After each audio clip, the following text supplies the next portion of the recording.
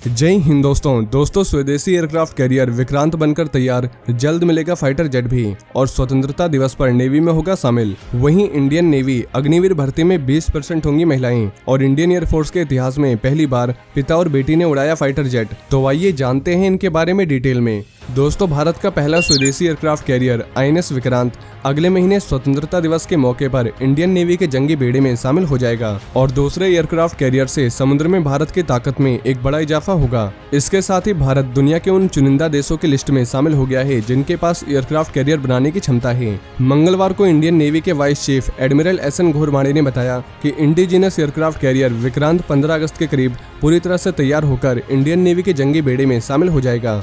इस साल 15 अगस्त पर देश आजादी का अमृत महोत्सव मना रहा है। ऐसे में देश का सबसे ताकतवर जंगी जहाज IAC विक्रांत इंडियन नेवी में शामिल हो जाएगा। नेवी में शामिल होने पर IAC विक्रांत को INS विक्रांत के नाम से जाना जाएगा। मंगलवार को राजधानी दिल्ली में एक प्रेस कॉन्फ्रेंस में वाइस एडमिरल घोरमाड़े ने बताया कि विक्रांत पर तैनात करने के लिए हाल ही में फ्रांस के राफेल मैरीटाइम और अमेरिका के F-18 हॉर्नेट के ट्रायल भी गोवा स्थित नेवल एविएशन बेस पर किए गए थे।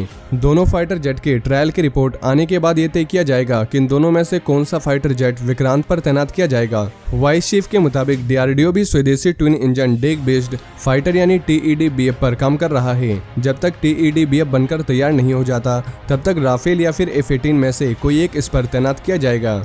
इसके अलावा इंडियन नेवी के दूसरे एयरक्राफ्ट कैरियर INS विक्रमादित्य पर तैनात होने वाले रशियन फाइटर जेट MiG-21 को भी विक्रांत पर तैनात किया जा सकता है।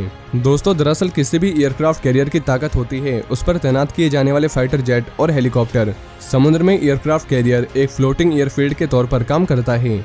उस पर तैनात फाइटर जेट्स और हेलीकॉप्टर कई सौ मील दूर तक समुद्र की निगरानी और सुरक्षा करते हैं। साथ ही दुश्मन का कोई वॉरशिप तो दूर की बात है, सबमरीन तक भी इसके आसपास नहीं भटकते। वैसे विक्रांत की टॉप स्पीड 28 नॉट्स है और ये एक बार में 7500 नॉटिकल मील की दूरी तय कर सकता है। इस पर तैनात फाइटर जेट भी 1-2000 मील की दूरी तय कर सकते हैं। विक्रांत पर जो रोटरी विंग एयरक्राफ्ट होंगे उनमें 6 एंटी सबमरीन हेलीकॉप्टर होंगे जो दुश्मन की सबमरीन्स पर खास नजर रखेंगे।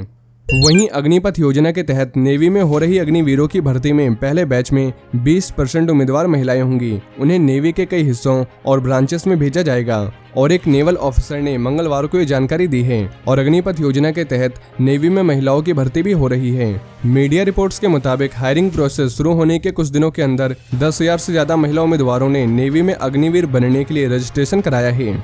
वहीं इंडियन आर्मी के advance Pinaka mark 1 rocket system को ऑर्डिनेंस फैक्ट्री इटारसी ने नई ताकत प्रदान की है। इस प्रोजेक्ट पर लगातार रिसर्च करते हुए फैक्ट्री ने केस बॉन्डेड टेक्नोलॉजी का इस्तेमाल करते हुए पिनाका की मारक क्षमता 38 से बढ़ाकर 45 किलोमीटर कर दी है। 3 दिनों तक चले टेस्ट के दौरान 18 एडवांस रेंज के रॉकेटों को 4 अलग अलग रेंज में दागा गया। ऑर्डिनेंस फैक्ट्री इंडियन आर्मी के इस्तेमाल में आने वाले मॉडर्न मिसाइल, रॉकेट, गन्स और टैंक के लिए आर्म्स एंड एम्यूनिशन का निर्माण करती है।